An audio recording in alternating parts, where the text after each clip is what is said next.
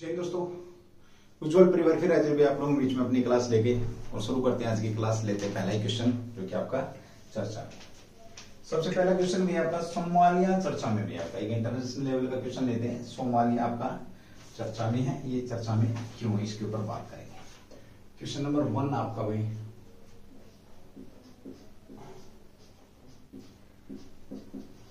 Somalia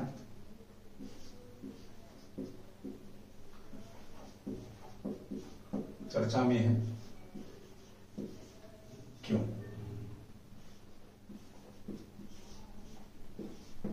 सीधी सी बात करें भाई, सोमालिया आपका चर्चा में है, इसके ऊपर बात हो रही है। पहला क्वेश्चन आपका, तो सोमालिया देश जो आपका ये चर्चा में क्यों है, ये यहां पर आप लोगों से पूछा जा रहा है। सोमालिया चर्चा में क्यों है, किस वजह से ये चर्चा में। तो सबसे पहले बात करते हैं, सोमालिया आपको पता है एक देश है। क्या पता है आपको, ये देश है। और अभी हाल ही में क्या हुआ भाई, हाल ही में इनके पीएम की नियुक्ति की गई है। पीएम की जो नियुक्ति है, पीएम को नियुक्त किया गया है, नियुक्ति की गई है। पीएम की नियुक्ति करता कौन है, जिस प्रकार से भारत में पीएम की नियुक्ति कौन करता, राष्ट्रपति करता, उसी प्रकार से यहां पर भी राष्ट्रपति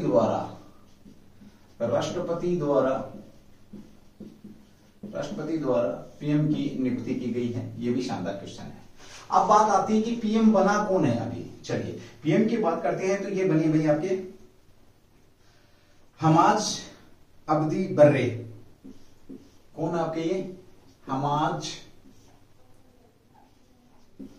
अब्दी जो बर्रे हैं, इन्हें क्या बनाया गया भाई, आपका पीएम बनाया गया है। शानदार क्वेश्चन यहां पे बनता। हमाज अब्दी बर्रे को कहां का, सोमालिया का पीएम बनाया गया है। चलिए अगली बात करते हैं। तो राष्ट्रपति कौन है जिन्होंने इनकी नियुक्त किया है, तो ये है आपके हसन शेख मोहम्मद भाई। हसन शेख मोहम्मद ने इन्हें क्या बनाया है, राष्ट्रपति हैं, जिन्होंने इनको क्या किया भाई, नियुक्त किया है। चलिए अगली बात यहां पे करते हैं, ये कितनी बार राष्ट्रपति बन चुके, ये भी अभी राष्ट्रपति बने थे 2 बार आपके सोमालिया के क्या बन चुके हैं भाई, 2 बार सोमालिया के राष्ट्रपति बन चुके हैं। ठीक है, चलिए शानदार क्वेश्चन था। अब बात आती है कोई सोमालिया की राजधानी की भाई, इसका जो कैपिटल है वो क्या है। राजधानी की अगर हम बात करते हैं सोमालिया की राजधानी, तो ये है मोगादिशु। मोगादिशु क्या है, सोमालिया की राजधानी है। ठीक है भाई, चलिए अब थोड़ी सी बात करते हैं किसके, हम राष्ट्रपति और प्रधानमंत्री की। जब इनकी बात हो रही है तो अपने भी राष्ट्रपति और प्रधानमंत्री की हमें बात करनी चाहिए। शानदार क्वेश्चन आप लोगों से पूछा जाएगा, भारत के प्रधानमंत्री की व्यवस्था या मंत्रिमंडल और प्रधानमंत्री की व्यवस्था एक्ट नंबर 74-75 में की गई है। कहां पर की गई, संविधान की अगर हम बात करते तो संविधान के अनुच्छेद 74 व 75 में इनकी व्यवस्था की गई है। भारत के संविधान में, संविधान की यहां पर बात हो रही है। ठीक है, ओके। साथ ही बात करते हैं, भारत में एक राष्ट्रपति होगा। क्या होगा, भारत में राष्ट्रपति होगा। ये कहां पर बोला गया, एक्ट नंबर 52 के अंदर ये बोला गया है। ठीक है, भारत के अंदर भी कोई आपसे पूछे कि प्रधानमंत्री का चुनाव, नहीं भाई, प्रधानमंत्री का चुनाव नहीं होता, प्रधानमंत्री की नियुक्ति होती है। और प्रधानमंत्री की नियुक्ति कौन करता है, राष्ट्रपति के द्वारा प्रधानमंत्री की नियुक्ति की जाती है। शानदार क्वेश्चन आप लोगों के बीच में आएगा। और दूसरी बात यह कि अभी हाल ही में आपको पता है, हाल ही में राष्ट्रपति चुनाव को लेकर के जो मुख्य चुनाव आयुक्त साहब हैं, कौन है, ये क्वेश्चन तुम्हारे लिए। मुख्य चुनाव आयुक्त ने क्या किया अभी हाल ही में प्रोग्राम जारी किया था, जिसके अनुसार भारत के जो 16वें नंबर के राष्ट्रपति, भारत का 16वां नंबर के राष्ट्रपति, मैं यहां व्यक्तिगत तौर की बात नहीं कर रहा, 16वें नंबर के राष्ट्रपति के लिए क्या होगा, चुनाव होगा, जिसमें डेट दे दी उन्होंने कब, 18 आपका जो जुलाई है, 18 जुलाई को आपका क्या होगा, चुनाव होने वाला राष्ट्रपति का। और साथ में अगर हम कहें तो 21 जुलाई, यानी कि आज के बाद केवल 1 मंथ आपके बीच में है। ठीक है, नए राष्ट्रपति साहब आ जाएंगे। 21 जुलाई को इस चुनाव का रिजल्ट आ जाएगा। चुनाव का क्या हो जाएगा, रिजल्ट हो जाएगा। नॉमिनेशन का आपको पता 29 जो जून है, नॉमिनेशन का ये 29 जून लास्ट डेट है भाई।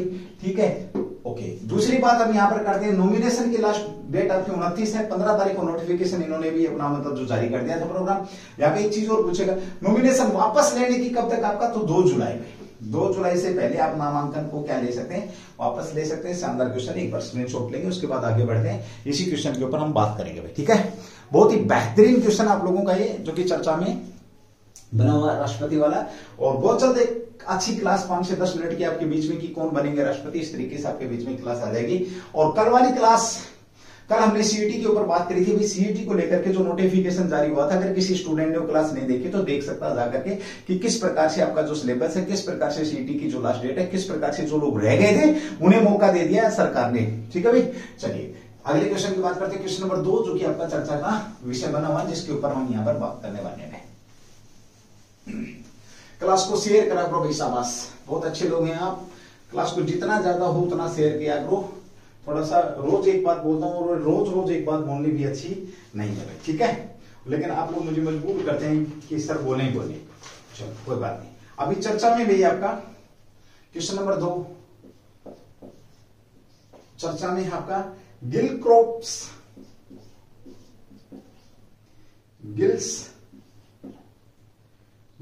क्रॉप चर्चा में है, पूरा लिख लेंगे इसको, गिल क्रॉप्स मेघालयनस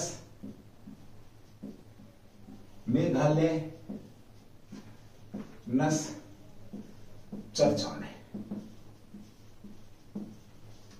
ठीक है। ओके, चलिए सबसे पहले बात बता दूं हम लोगों को, आपको पता है 1-2 दिन से जो थोड़ा सा इशू हो रखा देश के अंदर, उसकी वजह से सेंटर ऑफलाइन क्लासें अपने नहीं चल रहे हैं। तो कोशिश रहेगी मेरी कि मैं आपको ज्यादा से ज्यादा और भी 2-3 क्लासें आप लोगों के बीच में निकालने की कोशिश करूंगा, ठीक है। कोई बात नहीं, आपने अपने पढ़ाई को प्रभावित नहीं होने देना भाई। सरकार जो डिसीजन ले रही है अच्छा ले रही है, अपने तरीके से ले रही है, और वो आप लोगों की भलाई के लिए ही है, ठीक है। सरकार को कोऑपरेट करे भाई। गिल्स क्रॉप्स मेघालयनस चर्चा में, तो चर्चा में क्यों है याद रखेंगे। सबसे पहले ये है क्या भाई चर्चा में, इसका संबंध किससे है, इसका जो संबंध की अगर मैं बात करूं, संबंध किससे है, तो ये आप लोगों को मालूम होना चाहिए। संबंध की अगर हम बात करें तो सीधी सी बात है, मेघालय से इसका क्या भाई संबंध है। अब आप बोलेंगे सर मेघालय से संबंध तो ठीक है, लेकिन ये है क्या भाई, ये आपको बता देते हैं। चमगादड़ की एक नई प्रजाति खोजी गई, चमगादड़ होता है आपका, चमगादड़ की नई प्रजाति क्या भाई खोजी गई है, याद रखना भाई। चमगादड़ की क्या है, नई प्रजाति खोजी गई, साइंटिस्टों ने नई प्रजाति खोजी है चमगादड़ की भाई, ठीक है। ओके, चमगादड़ की नई प्रजाति, सीधा सा पूछ लेगा गिल्स क्रॉप्स क्या है, तो गिल्स क्रॉप मेघालयनस क्या है, तो ये चमगादड़ की एक नई प्रजाति की यहाँ पर खोज की गई है, मेघालय के अंदर की गई, इसलिए इसके पीछे लगा दिया मेघालयनस, ठीक है। और इसी के साथ भारत के, अगर हम इसी के साथ चमगादड़ की अगर हम बात करते हैं, चमगादड़ की कितनी प्रजातियां यहाँ पर हो चुकी हैं, तो प्रजातियों की बात करते हैं तो चमगादड़ की यहाँ पर 131 आपकी 131 प्रजाति यहाँ पर चमगादड़ की हो गई हैं। पर जातियों की अगर हम बात करें, चमगादड़ की जो प्रजातियां हैं इनकी अगर हम बात करते हैं तो प्रजातियां कितनी हो चुकी है आपकी, 131 प्रजाति यहाँ पर हो चुकी है। सबसे ज्यादा प्रजाति कहां पर पाई जाती है आपकी, तो मेघालय के अंदर सबसे ज्यादा कितनी पाई गई है भाई आपकी, 67 में। कितनी प्रजातियां पाई गई आपकी, 67, और टोटल प्रजाति आपके बीच में है भाई, ये याद रखेंगे, ठीक है। नई प्रजाति है ये मेघालय की। थोड़ी सी बात किसकी करते हैं हम एक बार, मेघालय की बात कर लो, उसके बाद बताता हूं आपको। मेघालय की अगर हम बात करें राजधानी, तो राजधानी क्या है मेघालय की, शिलोंग जो है, आप लोगों ने सुना होगा, शिलोंग क्या मेघालय की राजधानी है, ठीक है। मेघालय की राजधानी क्या है, शिलोंग है, ये आप लोग भी अच्छे से जानते हैं, शिलोंग जो भी आप समझे, ठीक है। और इसी के साथ मैं आप लोगों को बता दूं, यहाँ पर विधानसभा की जो सीटें हैं कितनी में, विधानसभा की सीटें 60 हैं, लोकसभा की जो सीटें हैं वो 2 हैं, और राज्यसभा की सीटें कितनी, 1 है, ठीक है। ओके, अब क्वेश्चन यहां पर बनता है आप लोगों का कि शिलोंग को लेकर के क्वेश्चन बनता है कि भारत की 100वीं स्मार्ट शहर, जो स्मार्ट जो सिटी है वो कौन सी है, तो स्मार्ट सिटी की बात करें तो आपकी शिलोंग है। तो पहली जो स्मार्ट सिटी थी वो कौन सी थी, पहली जो देश के अंदर 100 स्मार्ट सिटी बनाने की बात की गई थी, जिसके अंदर शिलोंग आपकी 100वीं है, पहली कौन सी थी आपकी, भुवनेश्वर में। पहली कौन सी सिटी आपकी भुवनेश्वर है। जो भुवनेश्वर जो है, भुवनेश्वर वर की अगर मैं बात करूं तो कहां की राजधानी, उड़ीसा की राजधानी, पहली देश की स्मार्ट सिटी है, ठीक है। और भुवनेश्वर वैसे भी 2023 में चर्चा में आने वाला है, आपको पता है, क्योंकि यहाँ पर क्या हो रहा है आपका वर्ल्ड कप होने वाला, हॉकी वर्ल्ड कप होने वाला। भारत का अगर स्टेडियम की बात करें, सबसे बड़ा हॉकी स्टेडियम की अगर हम बात करें, राउरकेला, यही भुवनेश्वर के पास में ही है, जो कि मेजबानी करेगा, ठीक है भाई। चलिए अगली बात यहां पर करते हुए 131 का जो एक आंकड़ा है, इससे मुझे कुछ याद आ रहा है और तुम्हें कुछ याद आ रहा है क्या? नहीं आ रहा होगा, ठीक है, कोई बात नहीं, याद दिवा देता हूं। जो लोकसभा है, लोकसभा में सीटों का जो आरक्षण दिया गया है, लोकसभा में सीटों का जो आरक्षण है, कितनी सीटों का आरक्षण है, अगर ये पूछ लिया आप लोगों से, कहां पर भाई, लोकसभा में, तो याद रखना दोस्तों कितनी आपकी 131। कैसे है श्रीमान जी? तो ये अभी आपकी 87 + 44। एससी के लिए आपकी कितनी है और एसटी के लिए कितनी है आपके बीच में, टोटल योग कितना आता है इनका, 131। तो 131 का आंकड़ा भी आप लोग ध्यान रखेंगे। तो लोकसभा के अंदर आपकी 131 सीटें हैं और यहां पर आपकी 131 ही चमगादड़ की प्रजातियां। सबसे ज्यादा प्रजातियों की बात करें तो किसमें आपकी 67 के अंदर सबसे ज्यादा 67 प्रजातियां कहां पर आपकी, मेघालय, मेघालय की राजधानी की बात करें हम, ये आपके बीच में है। साथ ही ज्यादा अगर कुछ आप लोग जानना चाहते हैं तो मेघालय की अगर मैं बात करूं तो भाषा क्या आती है भाई, मेघालय की अगर हम भाषा की बात करें, गारो, सीधा पूछेगा आप लोगों से, गारो व खासी, जो क्या है, गारो व खासी क्या है, मेघालय की भाषा है। यहां पर ये भी कह सकते हो। राज्यपाल कौन है, ये आपको पता, सीएम कनराड कांगल संगमा। तो आपका कह सकते हो संगमा साहब क्या है, संगमा जो है आपके कनराड कांगल संगमा जो है यहाँ के क्या है, सीएम है। राज्यपाल आप लोग मुझे बताएंगे कौन है, मलिक मुल्क है, कौन है राज्यपाल, जल्दी से कमेंट्स करके बताएंगे भाई आप लोग कि राज्यपाल कौन है। बहुत शानदार क्वेश्चन है आपका। गिल्स क्रॉप्स मेघालय चर्चा में है, चर्चा में क्यों है, तो ये आपके बीच में है, आपको पता है। और साथ ही बता दूं लेटेस्ट जो आपका जो ईस्टर्न, जो उत्तर पूर्व के जो राज्य हैं इनमें बाढ़ आई हुई है। असम के अंदर भी 10 लाख लोगों से ज्यादा बाढ़ के, यहाँ पर मेघालय, मणिपुर के अंदर भी बाढ़ आई हुई है आपकी, ये भी शानदार क्वेश्चन याद रखेंगे। और बहुत सारी चीजें यहाँ पर प्रभावित हो रही है आपकी बाढ़ के कारण में, ठीक है। तो हर संभव सहायता लोगों की कर रही है गवर्नमेंट, जितना लोगों के लिए बन रहा है, जितना गवर्नमेंट कर सकती है उससे फालतू वहां पे आपकी मदद की जा रही है। चलिए क्वेश्चन नंबर 3 की बात करेंगे, जो कि आपका चर्चा में है। ये था आपका क्या, चमगादड़ की एक प्रजाति। और चमगादड़ को रात को दिखाई देता है, आप लोगों को पता, तो रात ही को क्यों देखता है चमगादड़, दिन में क्यों नहीं दिखाई देता। ये क्वेश्चन तुम्हारे लिए, तुम्हें बहुत बार बताया भी जा चुका था और पता भी होगा, ठीक है। चलिए तीसरा क्वेश्चन की बात करते हैं, जो कि आपका चर्चा में हुई अभी हाल ही में, गिया मिशन चर्चा में आपका कौन सा मिशन भाई, क्वेश्चन नंबर 3 आपका।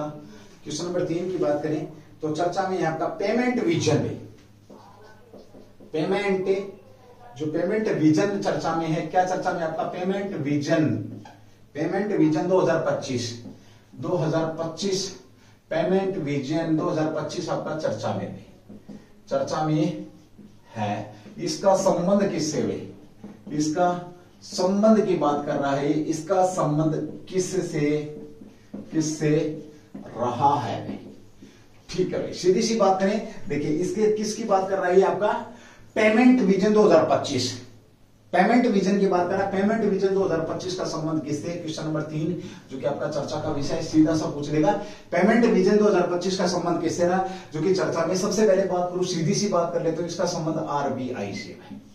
किससे, आपका आरबीआई से इसका संबंध है, रिजर्व बैंक ऑफ इंडिया से इसका संबंध है। और पेमेंट विजन को लेकर के आरबीआई ने कुछ घोषणाएं करी है भाई। इसने क्या किया, इसका जो मुख्य बात कही है, इसने मुख्य जो विषय है, इसका विषय उद्देश्य कह सकते हैं आप, या विषय कह सकते हो। पेमेंट विजन का जो विषय है, किसका, इसका विषय क्या कहा आरबीआई ने, ई पेमेंट फॉर एवरीवन। नोट डाल के लिख लेंगे, सीधा सब पूछ लेगा ये किसका विषय है, e payment for everyone, everywhere, every time, every जो टाइम है, एवरी टाइम, ये क्या इसका विजन है, या कह सकते हो इसका विषय है, जो ई पेमेंट का मतलब ये कि ई पेमेंट यानी कि जो आप इलेक्ट्रॉनिक जो पेमेंट कर रहे हैं, वो पेमेंट आप किसी भी समय कहीं पर भी कभी भी कर सकते हैं। ये 2025 का विजन रखा किसने, आरबीआई ने रखा भाई, ठीक है। साथ में उद्देश्य की अगर हम बात करते हैं, विषय तो होगा, उद्देश्य क्या भी आपका, सुरक्षित, तेज और सुविधाजनक, सुरक्षित वही आपका सुरक्षित, तेज और सुविधाजनक सुविधाजनक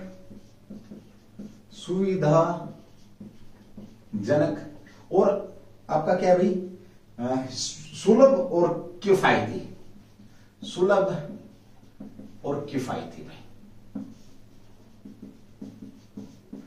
किफायती, ठीक है। ई भुगतान का विकल्प, किफायती ई भुगतान का विकल्प, किफायती ई भुगतान का विकल्प, ई भुगतान का विकल्प, आप समझ रहे हैं इस बात को भाई। अभी ई पेमेंट की बात करें तो ई पेमेंट जो विजन है ये किसने दिया है, आरबीआई ने दिया, रिजर्व बैंक ऑफ इंडिया ने दिया है आपका विषय e payment for everyone every time, यानी कि कभी भी किसी भी समय आप ई पेमेंट करें, सुरक्षित होनी चाहिए भी आपकी ये, ठीक है। उद्देश्य तेज होना चाहिए, बीच में पैसा फंसना नहीं चाहिए, सुविधाजनक यानी कि आपको किसी असुविधा का करते वक्त कोई सुलभ, आसानी से और किफायती बिना किसी चार्ज के, ये चीजें आपकी ई भुगतान का विकल्प। और आपके पास ये विकल्प इन सब चीजों के साथ रहेगा, सीधा सा पूछ लेगा सुरक्षित तेज सुविधाजनक सुलभ के को लेकर के जो विजन है वो किसके द्वारा दिया गया है, भारत सरकार दे देगा, दूसरा दे देगा वित्त मंत्रालय दे देगा, तीसरा दे देगा रिजर्व बैंक ऑफ इंडिया और चौथा दे देगा ये सभी। अब तुम चक्री काटोगे क्योंकि तुम्हें एग्जैक्ट पता होना चाहिए किसके द्वारा विजन है आपका, ये पेमेंट आरबीआई का विजन है, ठीक है। किसका है, आरबीआई का विजन। अब थोड़ी सी बात करते हैं आरबीआई की स्थापना किस अधिनियम के तहत हुई है, तो यहां पे मैं लिख रहा हूं भाई आपकी आरबीआई की स्थापना बहुत बार बताई हुई है, सबको लगभग बच्चों को याद भी हो चुका है, 1934 अधिनियम भाई, अधिनियम पूछे तो 1934 और कब की गई, 1935 के अंदर, ठीक है। 1934-1935 के अंदर इसको की गई, 1934 अधिनियम के तहत, अधिनियम पूछे ये क्या है, अधिनियम भाई, अधिनियम के तहत कब की गई है, तो 1935 में की गई है, ठीक है। यंग हिल्टन की सिफारिश पर की गई थी, ये भी याद रखना। इसका जो आप कह सकते हो राष्ट्रीयकरण कब किया गया था आरबीआई का, राष्ट्रीयकरण की अगर हम बात करते हैं राष्ट्रीयकरण तो 1 जनवरी 1949 को क्या किया गया है, राष्ट्रीयकरण किया गया है। ये भी शानदार क्वेश्चन आप लोगों का यहां पर बन जाता है, ठीक है। अब थोड़ी सी बात आती है आरबीआई की, तो आरबीआई को नोट छापने का अधिकार कब दिया गया, याद रखना भाई 1928 में आपकी नागपुर के अंदर पहली जो कागज का रुपए छापने की, कागज का जो रुपए छापने की प्रिंटिंग प्रेस की बात करूं मैं, प्रिंटिंग कहां पर, नागपुर के अंदर भाई, कहां पर आपका, नागपुर। और ये नागपुर की बात करूं तो कहां की राजधानी आपको पता, महाराष्ट्र की जो राजधानी है, ग्रीष्मकालीन या शीतकालीन, कौन सी राजधानी आपकी, तो नागपुर और दूसरी राजधानी कौन सी, मुंबई भी, मुंबई, याद रखना भाई। तो नागपुर के अंदर क्या प्रिंटिंग प्रेस और 1928 में पहली बार किसने, अंग्रेजों ने स्थापित करी थी यहां पर, और उसके बाद इसके जो छापने के जो अधिकार थे किसको दे दिए गए थे, आरबीआई को दे दिए गए थे। तो वर्तमान में जो आरबीआई है आपका, ये कितने भाई, आपका 2 रुपए से लेकर के और 2000 तक के नोट का छापने का जो अधिकार किसके पास है, यहीं पर है। यहाँ एक क्वेश्चन और बनता, मुद्रा कह सकते हो आप रुपए को, तो रुपए की अगर बात करें तो सबसे पहले से सॉरी ये है, मुद्रा की अगर बात करते हैं तो मुद्रा का जो मुद्रा का विकेंद्रीकरण कितनी बार हुआ है, तो अब तक मुद्रा का विकेंद्रीकरण 2 बार हुआ है, याद रखना 2 बार। एक बार जो हमारे हालिया जो प्रधानमंत्री हैं 8 अक्टूबर को उन्होंने किया था, तो 8 अक्टूबर किस वर्ष में उन्होंने मुद्रा का विकेंद्रीकरण किया था, किसके द्वारा, प्रधानमंत्री मोदी के द्वारा। शानदार क्वेश्चन आप लोगों का, बेहतरीन क्वेश्चन है, पेमेंट विजन। साथ ही अगर हमारे आरबीआई की बात करें तो अभी इनके 2 आदेश चर्चा में है। पहला आदेश क्या चर्चा में है, तो 1 घंटा काम ज्यादा किया जाएगा बैंकों के अंदर, आपका 10 बजे की जगह कितना टाइम कर दिया इन्होंने, आपका 9 बजे टाइम किया, 1 घंटा सुबह का पहले एडवांस किया गया इन्होंने, तो ये भी अच्छा क्वेश्चन है। दूसरा इन्होंने कार्डलेस योजना की बात करी थी, किसकी बात करी थी भाई, कार्डलेस योजना, यानी कि अब एटीएम के अंदर अगर आप जाएंगे तो सिर्फ अपनी पॉकेट अपने साथ रखें और अपना फोन अपने साथ रखें, जाकर के आप बिना कार्ड के एटीएम से ये सुविधा भी आपको दी जाएगी, बिना कार्ड से एटीएम से पैसे निकालने की सुविधा भी आपके बीच में आ जाएगी। कहां से आएगी, ये भी आपकी आरबीआई ने ऐसे भी गाइडलाइन यहाँ पर जारी कर दी है। चलिए अगले क्वेश्चन की बात करते हैं, क्वेश्चन नंबर 3 जो कि आपका चर्चा का विषय था, ये जो मैंने आपके बीच में एक्सप्लेन कर दिया। अगला क्वेश्चन 4 जो अभी आप लोगों से बहुत बेहतरीन तरीके से आप लोगों के बीच में आ रहा है, बहुत शानदार क्वेश्चन है, इसके ऊपर भी हम यहाँ पर बात करेंगे। चलिए भाई, बहुत मोस्ट इंपोर्टेंट क्वेश्चन है आपका ये, जिस क्वेश्चन पे मैं बात करने जा रहा हूँ अभी, ठीक है। और बड़ा ही अच्छा क्वेश्चन है, जहां तक मेरा आइडिया है आप लोगों को अच्छा भी लगना चाहिए भाई, ठीक है। और नहीं लगेगा तो वो अलग बात है भाई, क्योंकि आजकल कुछ बच्चे कुछ ज्यादा ही पढ़ रहे हैं, कहीं इधर उधर बहुत जगह मुंह मार रहे हैं भाई, ठीक है, कोई बात नहीं। मैं बार बार एक बात बोलता हूं, ये इनफ है। अगर आप उज्जवल परिवार की क्लास देख लेते तो ये आपके लिए इनफ है, ये मेरा वादा है, क्योंकि हर एंगल से हर प्रकार के क्वेश्चन यहाँ पे लेकर के आए जाते हैं। आपको भटकाने के लिए जो भटकाव आपके मन में हो रहा ना, क्योंकि जीके एक ऐसी चीज है, आप जितना मर्जी पढ़ो उतना ही कम हो जाएगा। अब आप बोले गुरुजी आप जो कराओगे वही सही है, हाँ भाई मैं जो कराऊंगा ना वही सही है, कंफर्म है, मैं तुम्हारे हिसाब से ही करवा रहा हूं, ठीक है। ऐसे कराने को तो मैं कुछ भी लेके बैठ जाऊंगा। और बहुत से लोग यूट्यूब के ऊपर उनका मकसद सिर्फ और सिर्फ टाइम स्पेंड करना होता है, मेरा वो मकसद यहाँ पे नहीं है। बस इतनी सी बात समझ जाना, आप समझ जाओगे। बालिका पंचायत आपकी चर्चा में है, बालिका पंचायत चर्चा में भाई, क्या चर्चा में? बालिका पंचायत आपकी चर्चा में है। ये क्या है भाई? चलो जैसा कि सीधी सी बात करें, बालिका पंचायत आपकी चर्चा में है, इसका संबंध कहां से है? तो ध्यान रखना भाई, अभी हाल ही में गुजरात के कच्छ डिस्ट्रिक्ट के अंदर भाई, कहां पर? गुजरात के कच्छ डिस्ट्रिक्ट के अंदर 3-4-5 गांवों में बालिकाओं ने, जो 11 से 21 वर्ष के बीच के जो बच्चे थे, उन्होंने एक पंचायत का गठन किया और एक पंचायत यहां पर लागू करी, ठीक है। एक पंचायत बना दी प्रॉपर, उसी तरीके से उसका इलेक्शन कराया गया। 21 साल का एक बंदा, सॉरी एक लड़की, उसको क्या बनाया गया? सरपंच के तौर पे चुना गया उसको। साथ में अगर हम बात करते तो करेंगे क्या भाई? जो समाज में फैली हुई बुराइयां हैं, जैसे आपका बाल विवाह है, आपका जो भी आपकी सती प्रथा, दहेज प्रथा, जो भी प्रथाएं चल रही है, सती प्रथा खैर खत्म हो चुकी है, दहेज प्रथा वगैरह जो है, इनके खिलाफ लड़ाई लड़ने के लिए और महिलाओं की या बच्चियों की जो राजनीति के अंदर भागीदारी सुनिश्चित करने के लिए इस बाल पंचायत की आवश्यकता पड़ी। और स्मृति ईरानी की इस पर नजर पड़ गई। धीरे धीरे ये पूरे देश के अंदर है, इसके ऊपर चर्चा का विषय कि भाई ये पूरे देश के अंदर आपकी लागू होनी चाहिए। इसके ऊपर बात करेंगे, बहुत तगड़े क्वेश्चन देके जाऊंगा मैं आप लोगों को। पहला क्वेश्चन तो ये है, क्वेश्चन नंबर 1 आपका, इसका संबंध कहां से भाई? गुजरात से। गुजरात, ठीक है, पहला ही क्वेश्चन बनता है, इसका संबंध कहां से? गुजरात। गुजरात में भी कहां से भाई? कच्छ से, ठीक है। इसके अंदर कितने वर्ष के लोग भाग ले सकते हैं? क्वेश्चन नंबर 3 आपका 2, तो इसके अंदर भाई 11 से लेकर के 21 वर्ष तक के बच्चे भाई, 21 वर्ष तक के बच्चे इसके अंदर भाग ले सकते हैं। अपनी जो तरह की ये पहली पंचायत है, अपनी तरह की भारत की पहली पंचायत भाई, भारत की पहली जो पंचायत है भाई। उद्देश्य की अगर हम बात करते हैं, यहां पर अगला क्वेश्चन आ जाता है आपका, उद्देश्य क्या है श्रीमान इसका? तो क्या है भाई? लड़कियों की या महिलाओं की? लड़कियों की कह सकते हो आप, महिलाएं लिखेंगे, लड़कियों की व महिलाओं की राजनीति में भागीदारी को बढ़ाना भाई, भागीदारी के प्रति जागरूकता प्रदान करना, ये भी इसका क्या है? उद्देश्य है, ठीक है।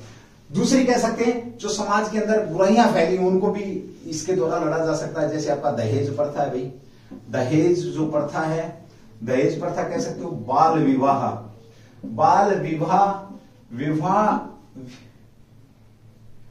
जैसी बुराइयों को, जैसी जो बुराई हैं उन बुराइयों से लड़ने के लिए भी आपका ये आपकी पंचायत का यहाँ पर गठन किया गया है। उद्देश्य लड़कियों को सामाजिक और राजनीतिक विकास भी कह सकते हो। यहाँ पर एक और उद्देश्य कह सकते हो, सामाजिक विकास, राजनीतिक विकास की बात मैंने ऊपर करी दी हुई, ठीक है। ये भी आपका उद्देश्य के अंदर शामिल हो जाएगा भाई, ठीक है। पहले गुजरात में करिए, महिला एवं बाल विकास कल्याण विभाग द्वारा। अब पूछेगा कि जो बालिका पंचायत है किस विभाग द्वारा? विभाग की बात करें, विभाग तो कौन सा विभाग भाई? महिला व बाल विकास विभाग द्वारा इसकी क्या की गई है? इसकी पहल की गई है। आपका विभाग महिला व बाल विकास विभाग द्वारा क्या किया गया? इसकी पहल की गई है। बालिका जो पंचायत आपकी, ठीक है भाई, ये शानदार क्वेश्चन आपका यहां पर बनता है। और किसके, ये क्वेश्चन आपका इंपोर्टेंट बनता है, याद रखना भाई, किसके तहत, किस अभियान के तहत? तो बेटी बचाओ व बेटी पढ़ाओ अभियान के तहत भाई। अभियान कौन सा है? जो देश के अंदर प्रधानमंत्री मोदी ने कहां से चलाया था? पानीपत से चलाया था। पानीपत से प्रधानमंत्री मोदी ने इसका उद्घाटन किया था। बेटी बचाओ व बेटी पढ़ाओ अभियान के तहत है। ये बाल महिला विकास विभाग के द्वारा बालिका पंचायत की गुजरात के कच्छ में कुछ गांवों के अंदर इसको स्टार्ट किया। कच्छ के कुछ गांवों में भी, कुछ जो गांव है आपके, इन गांवों में इसका क्या किया है? इसको स्टार्ट किया गया है, शानदार आपका बन जाएगा। कौन कौन से जिले के गांव है, आप गांव कौन कौन से भाई अगर बात करें तो कुनारिया है, डीप क्वेश्चन पूछेगा तो कुनारिया पूछ लेगा।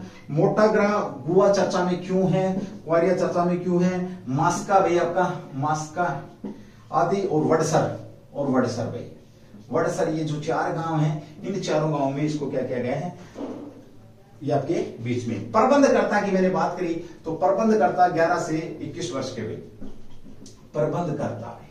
सरपंच जो अभी बना है तो 21 वर्ष का, जो 20 वर्षीय है उर्मी अहीर को, बालिका, नोट डाल के लिखेंगे नोट, उर्मी जो अहीर है, उर्मी अहीर को क्या बनाया गया है, उर्मी अहीर को बालिका जो पंचायत आपका, बालिका पंचायत का सरपंच बनाया गया है भाई। सरपंच पूछे तो पहली देश की जो है तो उर्मी अहीर, ये कितने वर्ष की हैं, 20 वर्ष की हैं, और इन्हें इस पंचायत का क्या बनाया गया है, सरपंच बनाया। प्रॉपर इन्होंने चुनाव लड़ा है, प्रॉपर प्रक्रिया वही है जो नॉर्मल पंचायत की प्रक्रिया रहती है। साथ ही हम कह सकते हैं कि प्रॉपर रैलियां निकाली इन बच्चियों ने, प्रॉपर सारा कुछ किया गया है, तब जाकर के इस पंचायत का क्या हुआ, विकास हुआ। शानदार क्वेश्चन, एक बार आप इसका स्क्रीनशॉट लेंगे जल्दी सी, उसके बाद मैं आगे बढ़ता हूं। बहुत बेहतरीन क्वेश्चन आप लोगों का ये। चलिए अगले क्वेश्चन की बात करते हैं जो कि आपका चर्चा के अंदर है। उससे पहले मैं तो आपको 2-4 चीजें बताऊंगा पंचायत की, जो डब्बे वाले क्वेश्चन है मेरे दिमाग में, क्योंकि पंचायत का इलेक्शन आ रहा है आपका भी, ठीक है। और जब पंचायत का इलेक्शन आ रहा है तो जरूरी बात है कुछ ना कुछ आप लोगों से पंचायत को लेकर के पूछ लेगा, क्योंकि उसी समय आपका सीईटी की वगैरह की डेट आई हुई है, उसी समय आपका भाई सितंबर के अंदर आपका हेड कांस्टेबल वगैरह का भी जो पेपर है, सारी की सारी चीजें आपके बीच में। पहली पंचायत की बात करते हैं, थोड़ी सी हम किसकी बात करते हैं। देखिए पहली पंचायत में देश के अंदर भारत की पहली पंचायत आप कह सकते हो। भारत की पहली पंचायत की अगर मैं बात करूं तो देखिए आपका 2 अक्टूबर 1959 के अंदर भाई नागौर राजस्थान, सबको पता है इस चीज का ना, नागौर राजस्थान भाई, यहां से इसको स्टार्ट किया गया था, ठीक है। प्रधानमंत्री कौन थे उस समय, तो पंडित जवाहरलाल जो नेहरू साहब थे, पंडित जवाहरलाल नेहरू क्या थे आपके, पीएम साहब थे भाई, इन्होंने यहां पर किया था। अब बात आती है आपकी, ये इसने किसको रिप्लेस किया था। अगर बात करें पंचायत की आवश्यकता क्यों पड़ी थी, तो देखिए आवश्यकता की हम बात करते हैं, आवश्यकता क्यों पड़ी थी, तो वास्तव में लोकतंत्र स्थापित करना या लोकतंत्र का विकेंद्रीकरण करना में, लोकतंत्र का विकेंद्रीकरण करना, केंद्रीकरण करने के लिए, या जो आपकी लोकतंत्र के बिखराव के लिए, या कह सकते हैं कि इस लोकतंत्र का सबसे छोटा रूप हमारे को ग्राउंड पे कहां पर देखने को मिलता है, पंचायत के अंदर देखने को मिलता है। ये भी शानदार क्वेश्चन आपका बन जाता है, ठीक है। तो आवश्यकता आपके बीच में आ गई। अब बात आती, पहली बार पंचायत को लेकर के नीति आयोग ने बात करी थी, एक समिति बनाई थी, नीति आयोग ने एक समिति बनाई थी, जिसने किस पर, जो आपकी पहले समाज कल्याण के लिए जो परिषदें थी उनके कार्यों की देखरेख के लिए। तो पहली समिति का पंचायत को गठन करने के बाद, याद रखना 5 समिति आपकी, सीधा सा पूछ लेगा इन पंचायत के अंदर कितनी समितियों ने अपना योगदान दिया, जो पंचायत आज हम देख रहे हैं। तो देखिए पहली आपकी बलवंत राय मेहता समिति में, पहली समिति कौन सी आपकी, बलवंत राय मेहता समिति है, ठीक है। 1956-57 के बीच में, डेट पूछे आपसे 95, 6 और 7 के बीच में पहली समिति। दूसरी समिति भाई आपकी अशोक मेहता समिति भाई, अशोक मेहता समिति, ये आपकी कब आई है भाई, 77-78 में, 1977-78 में, ठीक है, ओके।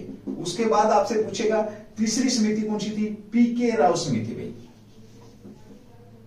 पीके जो राव समिति है, ये आपकी आई है 1985 में भाई, ठीक है। चौथी जो समिति है आपकी डॉक्टर एल एम सिंधवी समिति में, सिंधवी समिति, याद रखना है, डॉक्टर एम एल सिंधवी समिति 1986 के अंदर है, ठीक है, ओके। उसके बाद अभी आपका 5वीं जो समिति आई है थुंगुन समिति, पी के थुंगन समिति ये आई 1988 में। कब आई आपकी? 1988 में। अब देखना भाई, यहां मैंने बात करी बड़ा तगड़ा डब्बे का क्वेश्चन आपका भाई, ये बर्फी समझ लो, इसको काजू कतरी समझ लो, कुछ भी समझ लो आप। सीधा सा पूछे पंचायतों को लेकर के, पंचायत को लेकर के कौन कौन सी समिति बनाई गई थी? तो बलवंत राय समिति, बलवंत राय मेहता समिति। ये समिति 56-57 के अंदर बनाई गई थी। ये कौन सी समिति थी आपकी? ये वो समिति थी जिसने इससे पहले जो आपकी योजनाएं बना रखी थी। अब ये समिति की स्थापना करी किसने थी? तो सरकार का थिंक टैंक के नाम से किसको जाना जाता है? Think tank.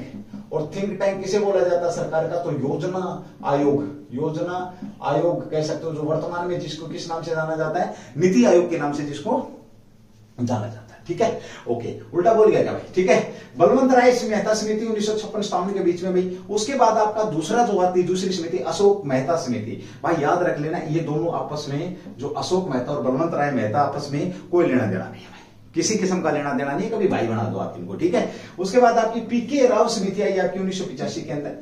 Doctor LM. Singhvi समिति आपकी 1986 के अंदर। और पीके थुंगन समिति लास्ट थी, जिसने पंचायतों को संवैधानिक दर्जा आपका 74 है, जो अमेंडमेंट ऑफ कॉन्स्टिट्यूशन 74 व 73 के तहत दिलवाने में बड़ी सहायता करी है। तो जो पहली समिति थी उसने क्या बोला था? जो पहली समिति की जो स्थापना करी गई थी उसने यहां पर जो आपकी सामुदायिक विकास कार्यक्रम, एक कार्यक्रम चला था आपका सामुदायिक विकास कार्यक्रम, सामुदायिक विकास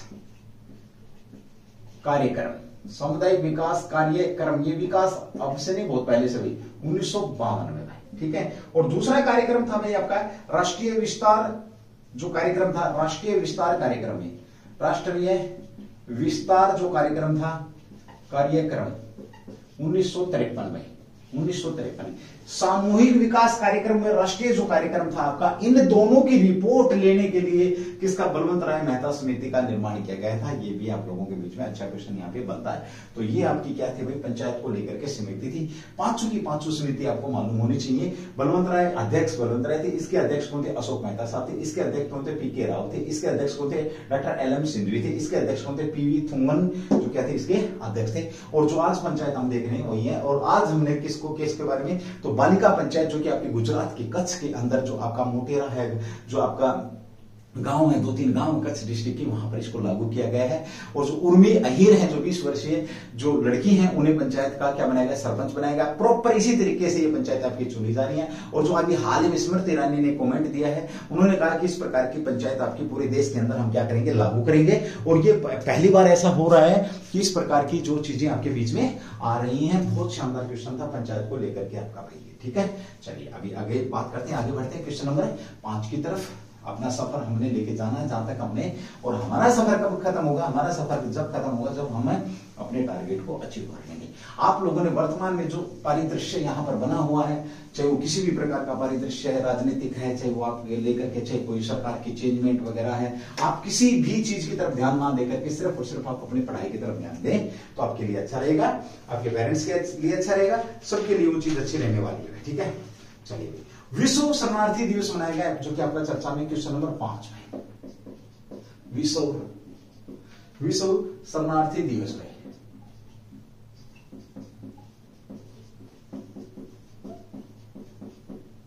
दिवस चर्चा में विश्व शरणार्थी दिवस की बात करें तो चर्चा में भी आपका, तो विश्व शरणार्थी, सबसे पहले तो बात होती है शरणार्थी होता क्या है।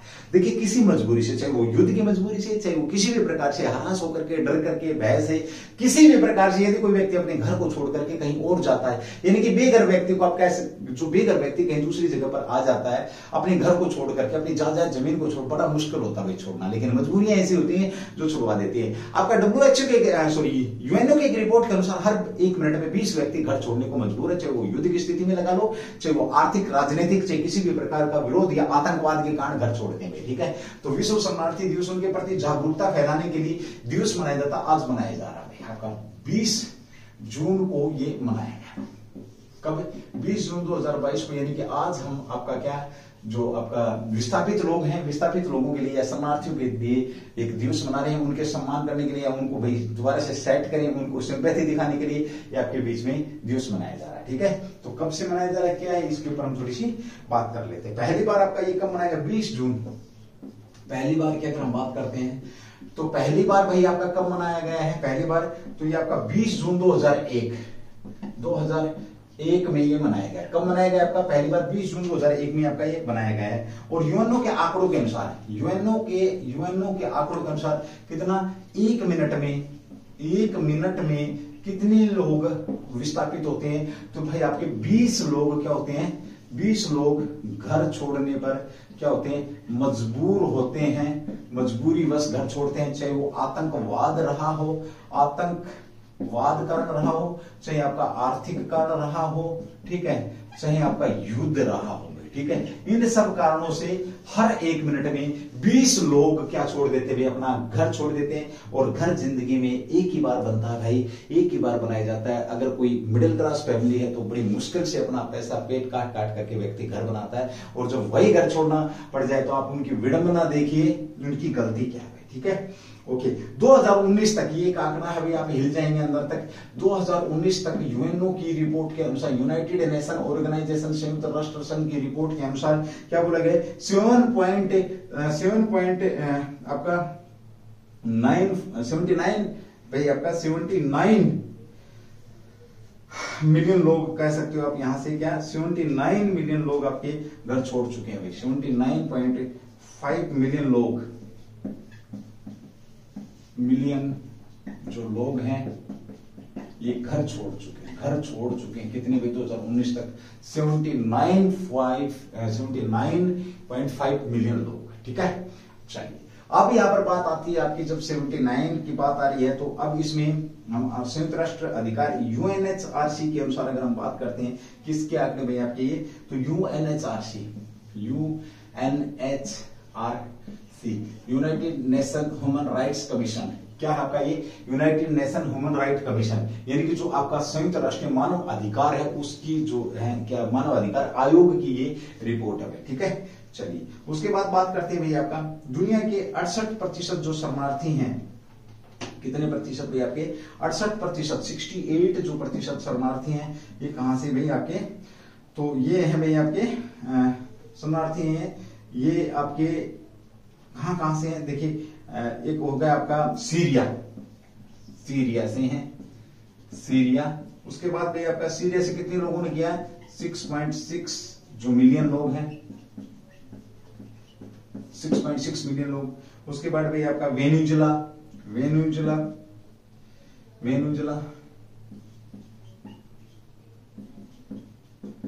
3.7 मिलियन भाई, 3.7 मिलियन। अफगानिस्तान भाई आपका, अफगानिस्तान के 2.7 मिलियन।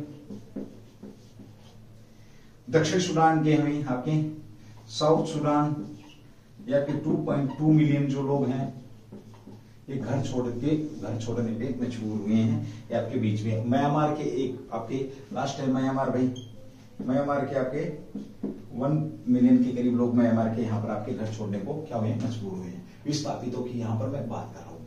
चलिए, अब थोड़ी सी बात करते हैं इसकी स्थापना में। इसकी स्थापना कब हुई थी, तो इसकी स्थापना की अगर हम बात करते हैं तो मूल रूप से तो 1946-47 में इसको एक कार्यकारी समिति के रूप में यहाँ पर कर दी गई थी, बट इसकी स्थापना की बात करते हैं तो 2006 के अंदर इसकी क्या हुई, स्थापना हुई है, याद रखेंगे, ठीक है। ये भी आपके बीच में शानदार क्वेश्चन था। अब थोड़े से क्वेश्चन आपके भारत को लेकर के बात करते हैं। विस्थापितों की अगर हम बात करते हैं, विस्थापितों की बात करते हैं तो भारत में भी बहुत से विस्थापित हुए थे। कभी आपका 1947 में जब भारत पाकिस्तान बंटवारा हुआ था तो बहुत से लोग विस्थापित हुए थे। हरियाणा के अंदर जो विस्थापितों के लिए कौन सी जगह नियुक्त करी गई थी, तो फरीदाबाद पे, फरीदाबाद को हरियाणा के लिए विस्थापितों की जगह की गई थी। एक जगह और थी जिसे तुम कमेंट्स करके बताओगे, एक मैंने बता दी जो बड़ी जगह थी फरीदाबाद, हरियाणा में फरीदाबाद। हरियाणा में अगर ये पूछ रहे आप लोगों से कि हरियाणा में रहने लायक जगह कौन सी है, तो आपकी फरीदाबाद ही रहने लायक जगह है। ये भी शानदार क्वेश्चन आपका यहाँ पर बनता है, याद रखेंगे। हरियाणा में रहने लायक जगह भी आपकी क्या है, फरीदाबाद है, ठीक है। तो ये बड़ी विडंबना में विश्व शरणार्थी दिवस आपका 20 जून को मनाया गया। पहली बार की अगर हम बात करते हैं तो 2001 के अंदर मनाया गया है। यूएनएचआरसी के अनुसार आपके 79.5 लोग विस्थापित हो चुके हैं अब तक। 2019 तक 1 मिनट में 20 लोग घर छोड़ने को मजबूर हैं, बड़ी विडंबना है। चलिए, अगले क्वेश्चन के ऊपर बात करते हैं जो कि आपका चर्चा का विषय है। इसकी मैंने स्थापना की बात कर दी। इसके वर्तमान में अध्यक्ष कौन है यूएनएचआरसी के, ये भी आप लोगों को मालूम होना चाहिए भाई। अच्छे क्वेश्चन है, सारे के सारे क्वेश्चन मैं नहीं बताऊंगा। क्वेश्चन नंबर 6 के ऊपर चर्चा करेंगे जो कि आपके बीच में आने वाला है।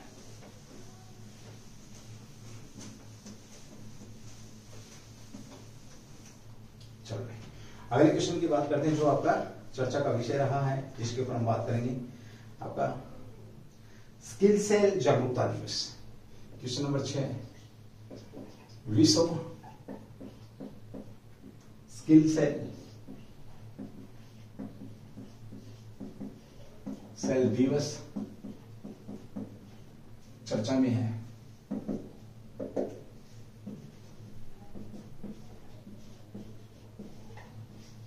विश्व स्किल सेल दिवस चर्चा में है, ये कब मनाया गया? तो इसकी भी बात करते हैं, सीधी सी बात करते हैं। 19 जून को मनाया गया है। कब मनाया गया है? 19 जून को आपका ये दिवस मनाया गया है। ठीक है भाई। पहली बार की बात करें, आरंभ कब किया गया? 22 दिसंबर 2008 भाई। 22 दिसंबर 2008 को पहली बार की बात कर सकते हैं आप। उसके साथ ही बात करते हैं ये कैसा रोग भाई? 2008 में से क्या है? सार्वजनिक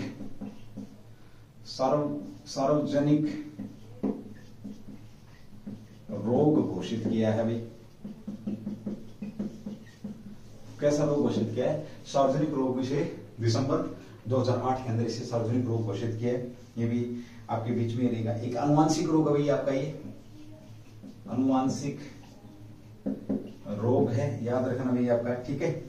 इसमें होता क्या है, जो लाल रक्त कोशिकाएं हैं आपकी, लाल जो रक्त कोशिकाएं हैं, ये चर्चा में भाई आपका लाल रक्त जो कोशिकाएं हैं, कोशिकाओं की जो शेप होती है वो क्या होती है? गोल होती है। लेकिन ये गोल ना होकर के कैसी हो जाएंगी आपकी? दराती जैसी भाई, दराती जैसी। इसकी क्या हो जाती है? जो इनका आकार हो जाता है दराती जैसा आकार हो जाता है, गोलाकार के बजाय में। ठीक है। इसके अंदर होता क्या है, नोट डाल के लेकिन नोटिस बीमारी में जो रोगी है, रोगी को बार बार ब्लड, क्या ब्लड भाई आपका? ब्लड ट्रांसफ्यूजन की जरूरत पड़ती है। ट्रांसफ्यूजन की आवश्यकता पड़ती है रोगी को। ठीक है। ये भी आप लोगों के बीच में चर्चा में क्वेश्चन है। अच्छा क्वेश्चन है। देखिए बात करें विश्व स्किल सेल्स दिवस, तो इसके बारे में जागरूकता फैलाने के लिए भाई, जागरूकता यानी कि ये पीढ़ी दर पीढ़ी चलने वाला रोग है, अनुवांशिक रोग है। ठीक है भाई। ओके। आपका 19 जून को ये आपका मनाया जाता है। पहली बार ये 19 जून को आपको इसकी जागरूकता इसके बारे में बताया जाता है। पहली बार 22 दिसंबर 2008 को इसे सार्वजनिक रोग घोषित किया गया था। इसका संबंध किससे भी? खून से। लाल रक्त जो आपकी कोशिकाएं हैं जो गोलाकार होती हैं, आप इसको इस तरीके से समझ सकते हैं, गोलाकार होती हैं भाई। ठीक है। ये आपकी दराती जैसी आकार में आ जाती हैं। इससे क्या होता है, बार बार व्यक्ति को आपका ब्लड ट्रांसफ्यूजन की यहाँ पर क्या पड़ती है? ट्रांसफ्यूजन की यहाँ पर जरूरत पड़ती है। ये भी आपका शानदार क्वेश्चन यहाँ पर बनता है। ठीक है। चलिए अब बात करते हैं इसके लक्षण की। लक्षण की अगर हम बात करते हैं तो लक्षण क्या है? तो लक्षण में सबसे पहले आ जाएगा सांस लेने में तकलीफ होती है भाई। रोगी क्या होता है? सांस लेने में तकलीफ होती है। तकलीफ, सांस लेने में दिक्कत होती है, नंबर 1। नंबर 2 की अगर हम बात करते हैं तो ये हो जाएगा कमजोर प्रतिरक्षण भाई। कमजोर जो आपकी क्या इम्यूनिटी पावर क्या हो जाती है? कमजोर प्रतिरक्षण, यानी कि रोग प्रतिरोधी जो क्षमता है कैसी? कमजोर हो जाती है भाई। ठीक है। प्रतिरक्षण जो क्षमता है, बार बार संक्रमण होना, जब ये कम हो जाएगी तो सीधी सी बात है क्या होगा? बार बार आपका इन्फेक्टेड होंगे, बार बार आपको क्या हो जाएगा? इन्फेक्शन होगा, बार बार संक्रमण होना भाई। ठीक है। संक्रमण होना यानी कि संक्रमण किसी भी प्रकार का हो सकता है। शरीर का विकास कम होना, यानी कि बढ़ना कम हो जाएगा बंदा, विकास कम होना, शरीर का विकास कम होना, चाहे वो लंबाई हो, चाहे मोटाई हो, चाहे कैसी ताकत हो भाई। देखने में कठिनाई, और क्या आ जाएगा आपको भाई? देखने में कठिनाई ये भी आ सकती है। और हाथ पैर पे सूजन, हाथ पैर पे क्या आ जाएगा? हाथ पैर पे छठा जो लक्षण है, हाथ जो पैर पर सूजन दे, ठीक है। अब इसका मतलब ये नहीं है कि ये लक्षण है तो यही बीमारी है, ये लक्षण तो आपके और भी बहुत सारी बीमारियों में हो सकते हैं, ठीक है। जैसे सांस लेने में तकलीफ, भाई जिसको फेफड़े खराब हो जाएंगे सांस लेने में उसको भी तकलीफ हो सकती है, ठीक है। कमजोर प्रतिरक्षण, भाई कमजोर प्रतिरक्षण तो जैसे बंदे की इम्यूनिटी पावर कम होगी तो बहुत सारे रोगों में इम्यूनिटी पावर ही कम होती है। इम्यूनिटी पावर अगर कम होती है तभी तो रोग प्रतिरोधी क्षमता जो आपकी कमजोर होती है तभी तो आप बीमार होते हैं, ठीक है। ओके, बार बार संक्रमण, जब ये कमजोर होता है तो सिस्टम से आपको संक्रमण बार बार। एक है हाथ पैर पे सूजन, हाथ पैर पे सूजन तो भाई आपका स्वेलिंग की अगर मैं बात करूं तो स्वेलिंग आपकी किडनी डिजीज के कारण भी आपकी स्वेलिंग आ सकती है, यानी कि अगर आपकी किडनी ठीक से काम नहीं करे तो आपके पैरों पे सूजन आ सकती है, संभव है। पेट पर सूजन, पैरों पे सूजन, पेट का फूलना आवश्यक है। विकास का कम होना, विकास का कम होना तो भाई डाइट में ठीक से ना मिले तो भी शरीर का विकास कम हो जाएगा ना। और भी बहुत सारी, अगर आपको पोषण आहार नहीं मिल रहा है तो भी आपका विकास कम हो जाए, देखने में तो वो आंख की बीमारी भी हो सकती है। लेकिन अगर हम बात करते हैं इसके लक्षण की बात करते हैं तो इसका विश्व जो स्किल्स जो सेल है तो इसमें अगर सारे लक्षण आपके बीच में तो एक बार जरूर चेक करें, हो सकता है आपको ये बीमारी नहीं होगी, ठीक है। अच्छी बात करनी चाहिए ना। बीमारी आपको क्यों बीमारी हो, किसी को भी नहीं होनी चाहिए भाई, बोलते हैं ना बीमारी दुश्मन को भी नहीं होनी चाहिए, तो वो बात है, इनसे डॉक्टर से भगवान बचाएगा, ठीक है। अच्छा खाइए, हेल्थी रहिए, वेल्थी रहिए, अच्छा मन, अगर अच्छा तन है आपका तो मन भी अच्छा रहेगा, अच्छी तैयारी करेंगे, ठीक है। चलिए अगले क्वेश्चन की बात करते हैं जो कि क्वेश्चन नंबर 7 आपका चर्चा में है भाई। क्वेश्चन नंबर 7 जो कि आपका चर्चा में, क्वेश्चन नंबर 7 क्या बोलता है आपके बीच में, क्योंकि बहुत शानदार क्वेश्चन आपका आया हुआ है, ठीक है। भारतीय संविधान की अनकही कहानी में, भारतीय संविधान की अनकही कहानी चर्चा में है, यह क्या है? चलो भाई सीधा सा क्वेश्चन पूछ लेगा आप लोगों से, भारतीय संविधान की अनकही कहानी चर्चा में है तो ये है क्या? बहुत शानदार क्वेश्चन है भाई, बहुत ही जानदार क्वेश्चन है, जल्दी से इसके तो आंसर दे ही सकते हैं। भारतीय संविधान की अनकही कहानी की अगर हम बात करते हैं तो इसका तो आप लोगों को पता होना ही चाहिए। सबसे पहले बात करते हैं भारतीय संविधान की अनकही कहानी की। यह है, सॉरी भाई, एक पुस्तक है, क्या आपकी ये एक पुस्तक है, ठीक है। और ये चर्चा में क्यों आई है? क्योंकि पीएम मोदी ने, पीएम जो मोदी साहब हैं, पीएम मोदी ने क्या किया, खुद इस पुस्तक का विमोचन किया है। विमोचन सीधा सा पूछ लेगा, इस पुस्तक का विमोचन किसके द्वारा किया गया है? तो आपके प्राइम मिनिस्टर ऑफ इंडिया के द्वारा इस पुस्तक का क्या किया गया है? विमोचन किया गया है, याद रखेंगे। ये है किसकी भी? ये आपके राम बहादुर राय, लेखक की अगर हम बात करें, इस पुस्तक के जो लेखक कौन है? लेखक की अगर हम बात करते हैं तो राम बहादुर जो राय है, इन्होंने इस पुस्तक को लिखा था। संविधान की बात कर रहे हैं हम यहां पर, ठीक है। चलिए, संविधान की अनकही कहानी। ओके, अब जब बात संविधान की आती है, संविधान, what do you mean understand by संविधान किसे कहते हैं? ठीक है, संविधान किसे कहते हैं, ये भी शानदार क्वेश्चन आपका बनता है। सेट ऑफ रूल है ना, सेट ऑफ रूल क्या है? लीगल बुक कह सकते हो आपका। यहां एक क्वेश्चन पूछेगा आपसे, उसको तो छोड़ दो, डेफिनेशन को दो, कि भारत में आपका राजनीतिक संप्रभुता कौन रखता है? पॉलिटिकल जो आपकी संप्रभु, या कानूनी कहेंगे आप इसको, कानूनी संप्रभुता या सोवरन संप्रभुता किसमें है? तो कानूनी संप्रभुता संविधान के अंदर है भारत में। तो दूसरी बात करें, भारत का संविधान है कैसा भाई? सबको पता है, लचीला है श्रीमान, लचीला प्लस कठोर। इसका मतलब ये नहीं है कि पेज पर है तो उसको मोड़ तोड़ दें तो लचीला है, कठोर इसलिए कि उसको फट्टे पे लिख रखा है, लोहे पे लिख रखा है, लकड़ी नहीं, ऐसा नहीं है। इसमें जो अमेंडमेंट है, कुछ अमेंडमेंट हम आराम से आसानी से कर सकते हैं, कुछ अमेंडमेंट हम क्या कर सकते हैं जिनकी प्रक्रिया बहुत ही टफ है। तो जो संविधान में संशोधन की प्रक्रिया आपकी लचीली और कठोर अपनाई गई, इसलिए भारत के संविधान को क्या बोला जाता है? लचीला व कठोर बोला जाता है। भारत के संविधान की अगर हम बात करते हैं तो भारत का संविधान 299 लोग, कितने लोगों ने? 299 लोग, भारत पाकिस्तान अलग होने के बाद आपका कब लिखा, कब कंप्लीट किया ये आपका? तो 26 नवंबर 1949 में भारत का संविधान लिख करके तैयार किया। कितने लोगों ने लिखा? 299 लोगों ने लिखा। अब लिखने वाली आप कह सकते हो तो पांडुलेखन समिति थी। पांडुलेखन समिति आमतौर पे समझते हैं लोग, पांडुलेखन समिति आपकी ड्राफ्टिंग कमेटी समझते हैं आप उसको, प्रारूप समिति भी आप समझते हैं। तो इसके जो अध्यक्ष थे, अध्यक्ष कौन थे? भीमराव अंबेडकर थे। भीमराव अंबेडकर साहब क्या थे? इसके अध्यक्ष थे। इसलिए इन्हें क्या बोला जाता है? संविधान का जनक या संविधान का जनक या पिता के नाम से भी किसको जाना जाता है? तो भीमराव अंबेडकर को जाना जाता है। हालांकि लिखा कितने लोगों ने था? ये 299 लोगों ने। संविधान के ऊपर कितने लोगों ने हस्ताक्षर किए थे? तो 284 लोगों ने हस्ताक्षर किए थे, याद रखना भाई। बाकी कहां थे? तो 6 और 9 15 लोग उस दिन क्या थे भाई? उस दिन अब्सेंट थे या अनुपस्थित थे, याद रखना। संविधान पर पहला सिग्नेचर किसने किया था? तो पंडित जवाहरलाल नेहरू द्वारा संविधान पर पहला सिग्नेचर किया गया था। और अंतिम सिग्नेचर की अगर हम बात करते हैं तो वो डॉक्टर कौन थे आपके? राजेंद्र प्रसाद के द्वारा किया गया था। कितने दिन में लिख करके आपका तैयार हुआ था भैया? आपका 2 वर्ष 11 महीने 18 दिन, 2 वर्ष 11 महीने 18 दिन के अंदर आपका तैयार हुआ था। ठीक है। 63,97,000 आपका 63,97,000 729 63,97,728 या 29 जो भी रुपए, या लगभग आप कह सकते हो लगभग 64 लाख रुपए इस पर क्या लगा था भी? आपका खर्चा लगा था, याद रखना। ठीक है, ये भी आपका शानदार क्वेश्चन है। और अभी भारत के संविधान की अनकही कहानी की अगर हम बात करते हैं तो ये आपके बीच में। दूसरी बात आती है भारत के संविधान की अवधारणा हमने कहां से ली थी? तो यूएसए से ली थी। यानी कि दुनिया का पहला लिखित जो संविधान है, दुनिया का पहला भी है और सबसे छोटा भी है, याद रखना, सबसे छोटा भी है।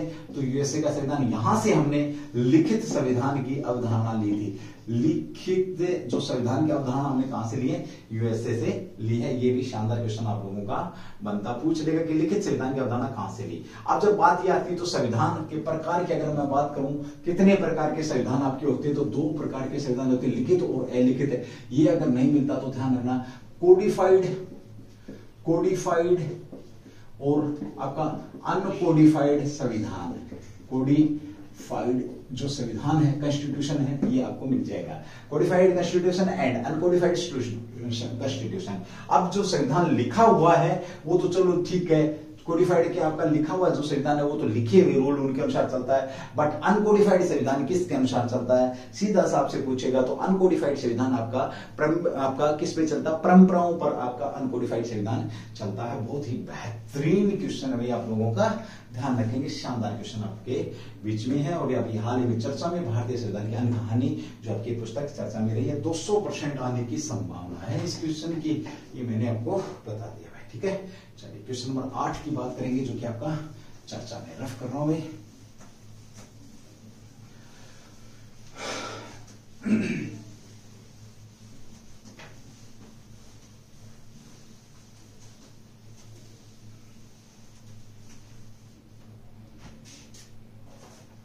चलिए अगले क्वेश्चन की बात करते हैं। हानिले क्षेत्र चर्चा में है आपका क्वेश्चन नंबर 9 है शायद। ठीक है, जो भी रही 8 है या 9 जो भी रही, हानिले क्षेत्र चर्चा में है। हानिले क्षेत्र चर्चा में है भाई, चर्चा में है कुछ दिन से। तो क्यों हानिले क्षेत्र चर्चा में है? क्यों? क्योंकि यहां पर देश का पहला क्या किया गया भाई? हानिले क्षेत्र संबंध कहां से? क्षेत्र चर्चा में संबंध कहां से है, इसका कहां से है, ये क्वेश्चन आपसे पूछेगा। हानिले क्षेत्र चर्चा में है, इसका संबंध कहां से है भाई? इसका संबंध कहां से है? तो सबसे पहले तो बात करें हानिले क्षेत्र की, तो ये भारत से इसका संबंध है भाई। और भारत में भी जो आपका यूटी बना सबसे अंत में, यूटी सबसे अंत में 2 बने आपके, J&K और क्या बना आपका लद्दाख। लद्दाख का क्षेत्र है, लद्दाख का क्षेत्र है, लद्दाख का क्षेत्र याद रखना है। ठीक है, हानिले क्षेत्र आपका कहां पर है? लद्दाख का क्षेत्र है। और ये चर्चा में अब क्यों है? भारत का पहला, यहां पर क्या बनाया गया भाई? भारत का पहला डार्क स्काई रिजर्व बनाया गया, डार्क स्काई रिजर्व। ये शानदार वर्ड है यहाँ का, डार्क स्काई रिजर्व बनाया गया है यहाँ पर, यानी कि भारत का पहला डार्क स्काई रिजर्व बनाया गया है। कहां पर बनाया गया? लद्दाख के अंदर। सीधा सा पूछेगा किस क्षेत्र में आपका? तो हानले क्षेत्र में बनाया गया है। अब यहां पर भी पूछे तो इसे कहां पर बनाया गया है? तो ये आपका अभ्यारण्य है भाई। कौन सा है आपका अभ्यारण्य? है आपका तो कौन सा अभ्यारण्य है? चांगयांग जो वन्य जीव अभ्यारण्य है, वन्य जीव अभ्यारण्य में इसको क्या, वन्य जीव अभ्यारण्य में इसे क्या किया गया भाई? अभ्यारण्य में इसे बनाया गया है और ये भारत का पहला है। अब इसको देखना भाई, डार्क स्काई रिजर्व की अगर हम बात करते हैं, मतलब इसका ये कि अगर यहां पर डार्क जैसे गहरा होगा, स्काई होगा, यानी कि आसमान आपका कैसा दिखेगा? साफ। आसमान साफ दिखेगा, ठीक है। तारे भी क्लियर दिखेंगे भाई, क्लियर तारे भी अच्छी तरह से दिखेंगे, ठीक है। और अंधेरा, नेचुरली अंधेरा, यानी कि जो अंधेरा वास्तव में जो अंधेरा होता है, नेचुरली अंधेरा,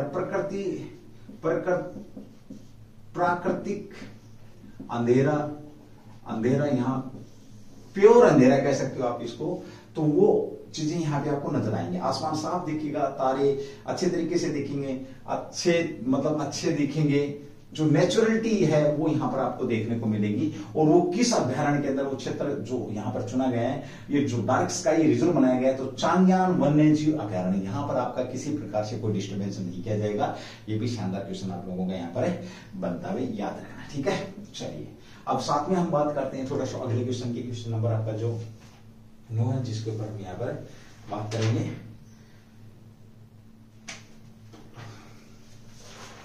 चलो एक बार रफ कर देता हूं इसकी। अगर मैं बात करूं थोड़ी सी, तो इसमें भी डिस्ट्रिक्ट कितने आपके? 2 डिस्ट्रिक्ट हैं। एक आपका क्या है? लेह है, दूसरा क्या आपका? कारगिल है। और अभी हाल ही में बौद्धों को लेकर के इन दोनों डिस्ट्रिक्टों के बीच में आंदोलन होने की संभावना हो रखी है। ये भी आपका क्वेश्चन बन जाएगा, जिसके ऊपर मैं आगे बात करूंगा। आज समय इतना ही है मेरे पास, जितना मैं आपको दे पा रहा हूं। चलिए ठीक है, अगले क्वेश्चन की बात करते हैं, जो क्वेश्चन नंबर आपका आ रहा है अभी चर्चा में भी आपका। बहुत शानदार क्वेश्चन है भाई, ये भी आप लोगों से पूछेगा भाई, ठीक है, पूछा जाएगा। गिया मिशन चर्चा में आपका भाई अगला क्वेश्चन आपका, गिया मिशन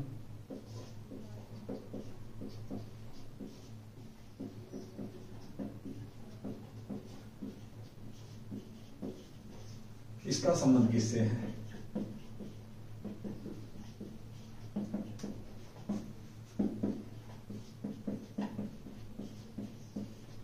चलो गिया मिशन की बात करते हैं। गिया मिशन चर्चा में है, इसका संबंध किससे है? तो गिया मिशन की अगर मैं बात करूं तो देखिए, सबसे पहले तो बात करें भाई आपका, इसने नया डाटा दिया है। क्या दिया है? इस संबंध की बात करें तो सबसे पहले तो ले लिया आपका ESA, यूरोपियन अंतरिक्ष एजेंसी। यूरोपियन अंतरिक्ष एजेंसी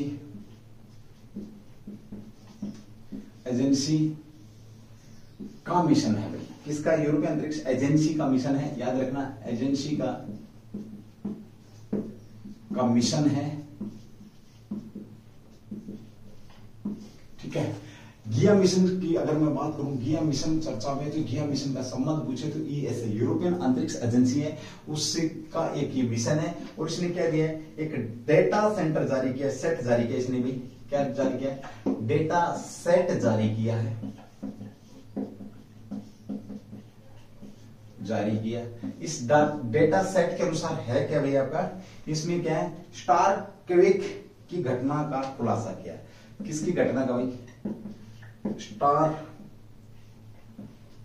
क्वेक की घटना का, स्टार क्वेक की घटना का क्या किया है? घटना का खुलासा किया है। कैसा खुलासा किया इसने? स्टार क्यूबिक की घटना का खुलासा किया है। मतलब इस प्रकार की घटनाएं हमें कहां पर, पृथ्वी पर देखने को मिलती है, जो भूकंप के दौरान होती हैं। ये भूकंप के समान तारों की सतह पर बड़े पैमाने पर हुई है भाई। भूकंप की तरह की घटनाएं हैं जो कि कहां पर हुई हैं? घटनाएं तारों पर हुई हैं, तारों पर हुई है। अच्छा क्वेश्चन था आपका, बेहतरीन क्वेश्चन था, ठीक है। ओके, इस ESA को आप कह सकते हो, दूसरा भी इसका नाम है, आप इसको ASE के नाम से भी जान सकते हो। ASE France, France. हेडक्वार्टर की बात करें तो कहां पर इसका? पेरिस में है भाई। सदस्य देश इसके उस समय कितने सदस्य देश?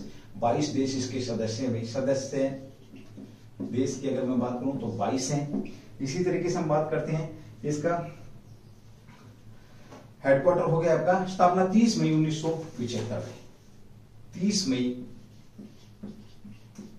1975 क्या इसकी स्थापना, यूरोपियन देशों ने मिलकर के इसकी स्थापना करा की। तो भारत की एक बार क्वेश्चन को रिवाइज करें। गया मिशन का संबंध किससे? यूरोपियन अंतरिक्ष एजेंसी से है, जिसको ESA भी कह सकते हैं, ASE भी कह सकते हैं इसको, ठीक है। फ्रांस के पेरिस में इसका क्या हेडक्वार्टर है। सदस्य देश 22 है। डाटा सेट जारी किया इसने। इसके अनुसार क्या है, जो स्टार वेव की घटना घटी है, जिसके अनुसार जैसे भूकंप की जो घटनाएं होती हैं, वो सारी की घटनाएं किसने किस पे बात करी है? तारों के ऊपर घटनाएं हो रही है, ठीक है। यूरोपियन अंतरिक्ष एजेंसी है। 30 मई 1975 को क्या हुआ है? स्थापना हुई है 1975, याद रखना। अब आ जाओ भारत पर। भारत की अंतरिक्ष एजेंसी कौन सी आपकी? तो इसरो क्या है? भारत की अंतरिक्ष एजेंसी, इसरो भारतीय Indian space research development, Indian space research development organisation, ये भारत की है। इसने 1975 में पहला सैटेलाइट छोड़ा था, याद रखना। पहला जो उपग्रह है, उपग्रह कब छोड़ा था इसने? तो 1975 में पहला उपग्रह छोड़ा था। ये भी शानदार क्वेश्चन आपका यहाँ पर बनता है। अगली बात करता हूं मैं आपकी यहाँ पर 30 मई 1975। तो पहला उपग्रह कौन सा छोड़ा था इसने? आर्यभट्ट छोड़ा था भाई, भारत ने आर्यभट्ट छोड़ा था। अंतरिक्ष की बात करते हैं तो अंतरिक्ष में सौर केंद्र स्थापित, सौर ऊर्जा जो आपका स्थापित केंद्र स्थापित करने वाला कौन? आपका चीन है। और चीन ने यदि अंतरिक्ष की बात करें तो चांद का क्या किया है? नक्शा जारी किया है, नया नक्शा जारी किया, जिसमें जो चीजें दिखाई गई वो पहले आज तक किसी नक्शे के अंदर नहीं दिखाई गई है। ये भी शानदार क्वेश्चन था आप लोगों का। चलिए दोस्तों, आज की जो क्लास आपकी उज्जवल परिवार की तरफ से इतनी ही रहने वाली है। आप बेहतरीन तरीके से पढ़ाई करिए। इधर उधर की बातों को, इधर उधर मैं बहुत से लोगों को देखता हूँ कि इधर उधर उन चैनलों के ऊपर फंसे रहते हैं जहां पे सिर्फ और सिर्फ वो टाइम स्पेंड करते हैं, ठीक है। तो थैंक यू, जय हिंद, जय भारत, डू द बेस्ट।